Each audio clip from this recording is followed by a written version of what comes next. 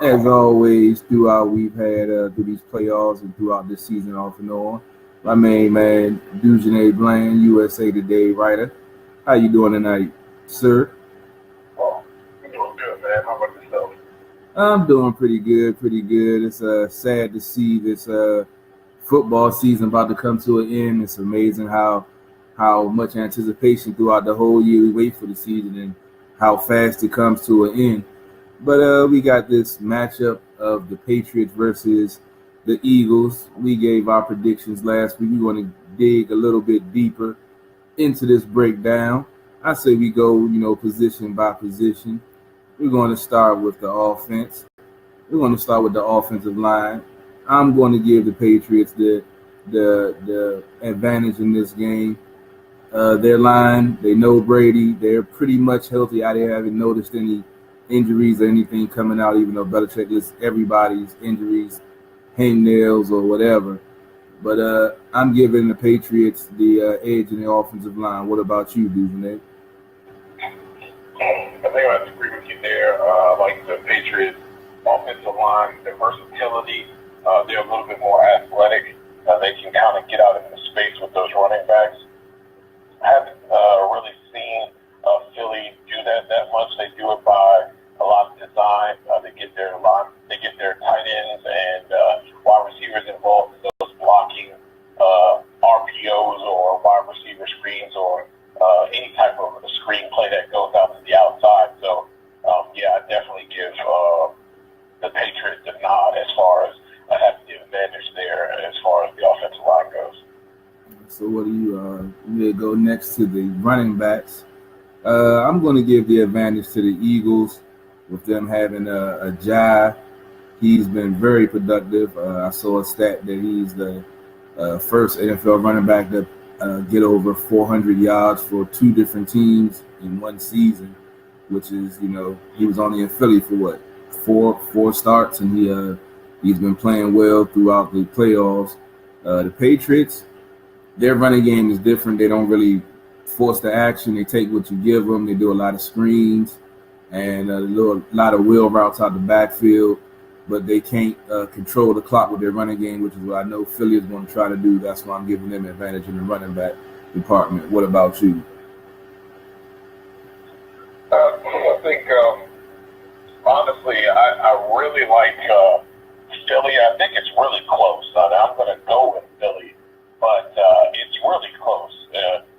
White and those guys over there are able to get out in space. They're able to use them in what the Patriots call their version of our RPOs. They are very versatile as well, but what I like is the ability for them to be able to use a Jai up the middle, using him, and also to try to run just outside of those guards or tackles, I should say. Then you have Sproles that they can use as well.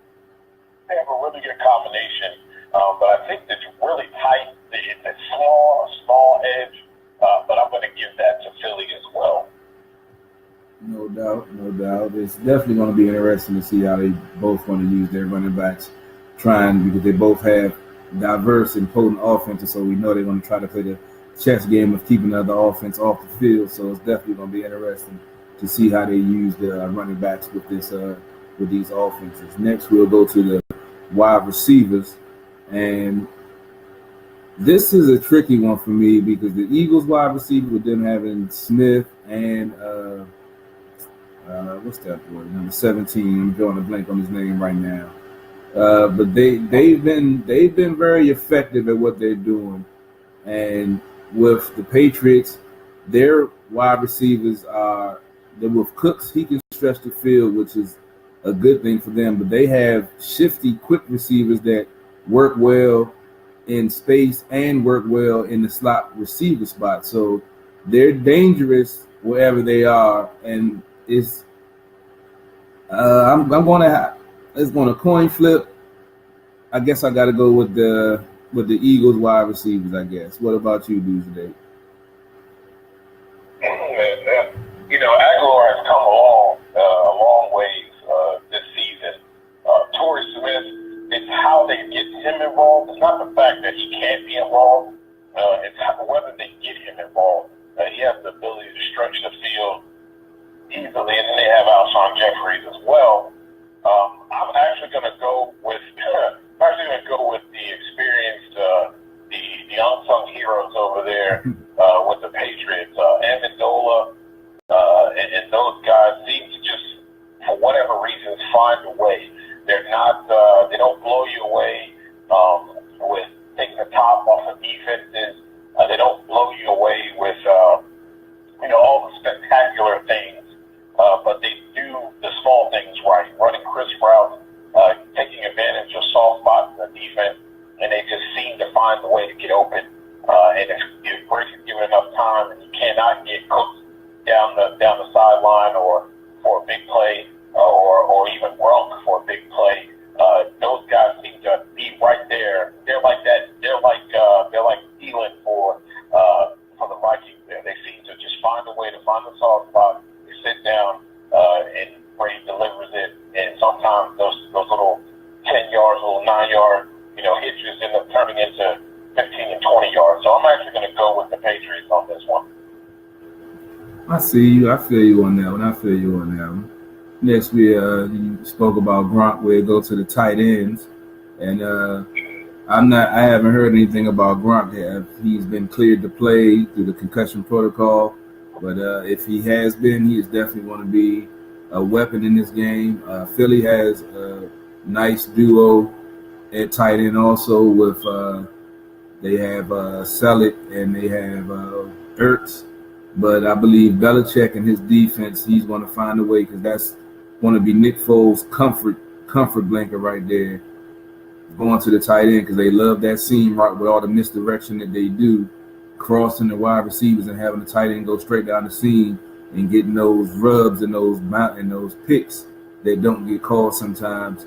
So I'm thinking that Belichick is going to have a game plan for that. So I'm giving the advantage to the Patriots, even though Gronk is already one of the best, if not the best, tight end in the game right now. Yeah, I agree. I really like what Philly does with Ertz and that combo. But I tell you, it's unbelievable. A man of that size, Gronk's size, and he's really honestly not that fast. But when he finds a way to get open, and when he's out in open space, man, he's just mushing people. He's like WWE people out there, out in space. And, it has not been proven or said that he will be cleared yet. So I would assume that probably won't be fully known until Wednesday at their earliest. But from what I have been hearing, he has practiced. So they kind of expect him to be full go for the Super Bowl. So we'll see. And that's going to be, that's going to be a factor if he does or does not play. But I definitely I want to give the Eagles the edge, but I have to give the Patriots the edge. It's hard to bet against a guy like Gronkowski when he's in. He makes you pay, and he definitely draws attention from your defense. Very difficult for you to cover that guy one-on-one. So definitely giving the Patriots the edge on that if he plays. I feel you. We're going to go to the number one position, quarterback, Tom Brady versus Nick Foles. I don't even think it's a question about who you go with this one. Brady is just, like you said last week, without Gronk, what he did, and it's hard. You can't go against him. So I'm going to ask you, but I already know the answer. So what's your take on the matchup at quarterback? What can you say about Tom Brady? And you mentioned it last week. No Gronkowski. They just found a way to win. It was really unfortunate to see what happened to Jacksonville. But if anything is proven there, and I know a lot of people were, acting like he was a no-brainer, and half those people that picked the Patriots halfway through that game was were far away from soiling themselves because of what was going on and what Jacksonville was able to do. But we can see complacency and not being aggressive all the way through. Tom Brady will take advantage of that, and it's Nick Foles. I mean, I don't want to discredit the guy. He's had a pretty decent playoff game, especially against the Vikings, where they kind of, had put their foot on the gas and never let go. But I mean, it's Tom Brady, and you have to go with the GOAT. He's done it time and again, and he definitely have the advantage when it comes to quarterback position for sure. No doubt. Robbie, you finished sharing everything, so I can get your breakdown on this matchup of the offensive side of the ball too. Sure. I think you guys did a great job, to be honest. I think that just Tom Brady is going to be too much. I don't even know if it matters what weapons he has in front of him. I know you guys broke down all the different positions really well, but Tom Brady is the greatest. I expect them to win this game. It's very frustrating, and especially because I'm going to still root against him, and it's hard because now he's made me root for a division foe, which I never want to do. So it makes me hate Tom Brady even more. But at the same time, I think that I'd rather see the Eagles get revenge for the Super Bowl that they lost to them. I think overall, than see Tom Brady win another trophy. So I'll root for the Eagles, but my prediction is that the Patriots are going to win specifically because of Tom Brady. So I don't even know if it matters who else they have. Well, I could never root for the Eagles. I mentioned before that them being ringless is always a conversation ender when you're speaking to those Eagles fans. And I want to still have that bullet in the chamber just to shut them up. So I will never, ever root for the Eagles to win anything. Now, let's get to the defense. Only the second in my life, Harold. Second time. The other time was the other Super Bowl they were in against Tom Brady. So, I hate it too, trust me. Under any other circumstance, I would never do it. But these are one of those rare times where I think, but honestly, in some ways, I'm not going to be too upset, obviously, if they lose. So it's kind of win-win, but we'll see how it goes. But why do you guys think lose? Yeah, I guess that's true. Yeah, media. So lose. So I don't know. I'll watch it. It's the Super Bowl. It's always exciting. I'll throw a party like I do every year to watch the Super Bowl. So a lot of the guys that are here in the man cave who will get their thoughts on it in a little bit. We'll all watch it together. We'll see what happens. But if we're talking about the offensive side of the ball, I definitely have to overall give it to the Patriots. No doubt. Let's break down this defense. The defensive line for the Eagles and the Patriots. This is where I think it's all going to come down to. The Eagles have a dominant front four where they can get pressure without blitzing, and we mentioned in the preview to the Jacksonville Patriots game that they can get pressure up the middle, and if you can get Brady off his spot and get that pressure in his face, that it's going to be a long day, and he's going to have to make things happen, which we saw him do last week. But the Patriots front, not as aggressive, but they are formidable. They are not strong at stopping the run, but they can get pressure. They do blitz a lot, and Belichick does have some exotic blitzes and formations that he uses to confuse, quarterbacks. So even though Philly has the edge with speed and, sacks and doing all of that, I still give the edge to the Patriots in the front. The front four or front seven, if you want to even go that far. What about you, Dujunnea?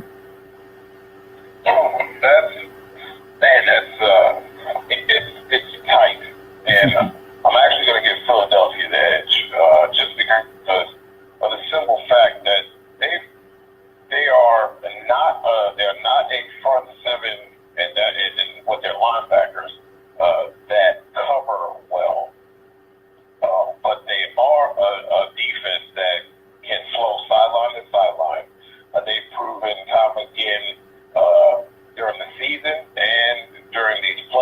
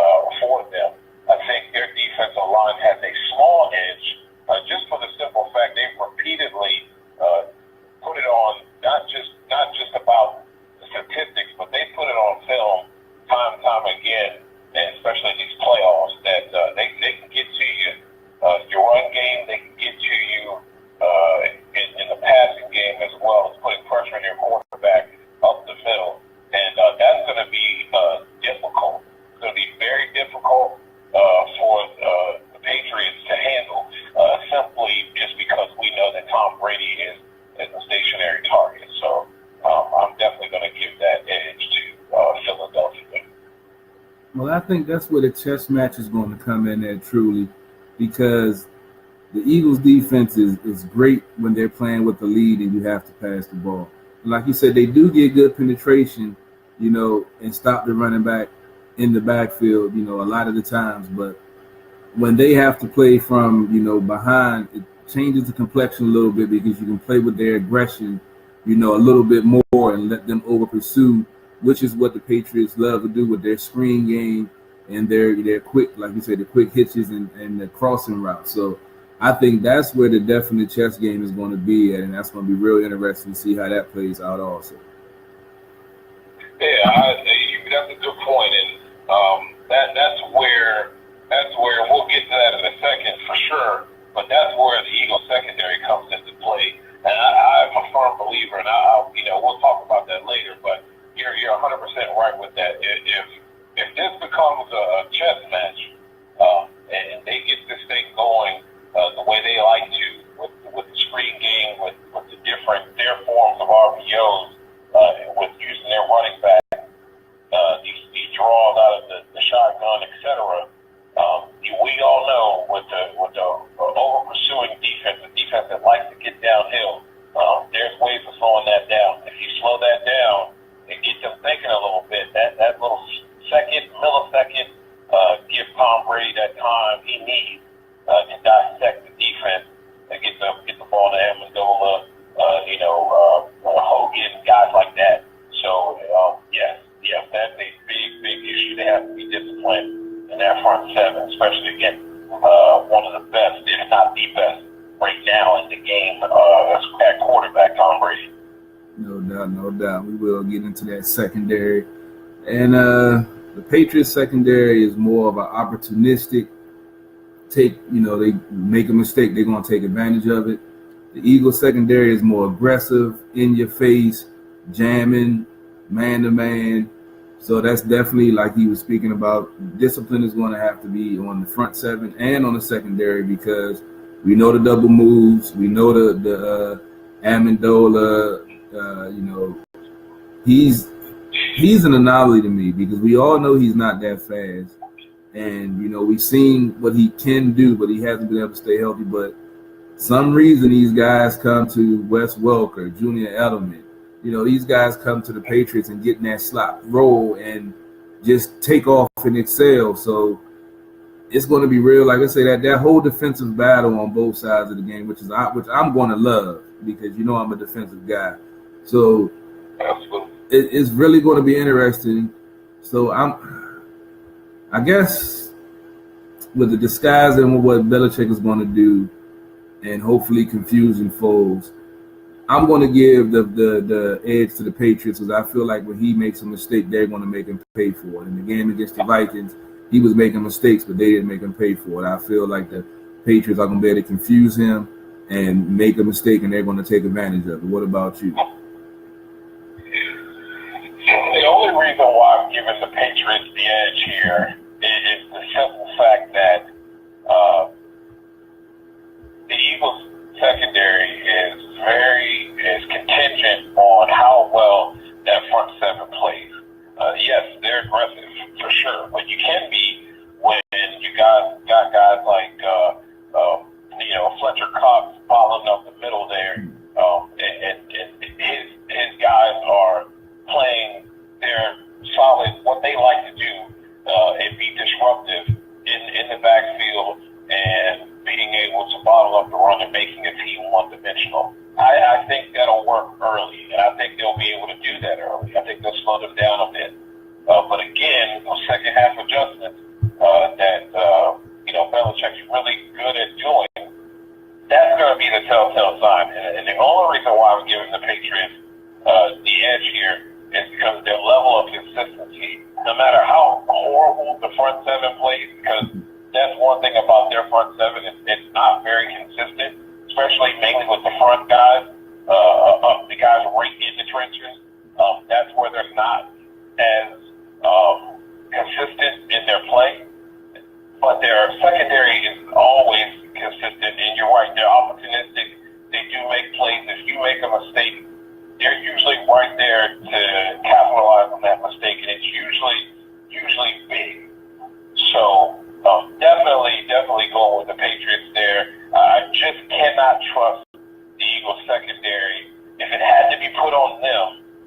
not going to sit here and say that the Eagles secondary can win you or can stop the Patriots from marching it down the field in a passing situation, or where they're going to be able to have their full range of motion as far as having those screens, those running plays, and the passing. Even if they had to go pass, I just don't trust the Eagles secondary if their front seven can't get pressure and can't be somewhat of a disruptive force in this game. If they're not, it's going to be a long day for Doug Peterson's defense for sure. No doubt. I guess we can go ahead and talk about the special teams also. Go ahead and wrap it up before we get to the weekly roundtable guys that's sitting in the man cave, get their predictions. I know they chomping at the bit to get their breakdown and get their predictions. But special teams, I'm going to give the advantage to the Patriots with their punt return game and, their kicker. I'm going to go ahead and give them the edge in that special teams category on punting and kicking. What about you, Dujunnea? Yeah, just second to none over there. Their kicking game is basically a shoe-in. You can pretty much guarantee that they're not going to make those stupid mistakes that we often, that fans often see on this side of the pond with the Redskins. You're not going to see those things. Their return game, the guy is a game changer and a field changer.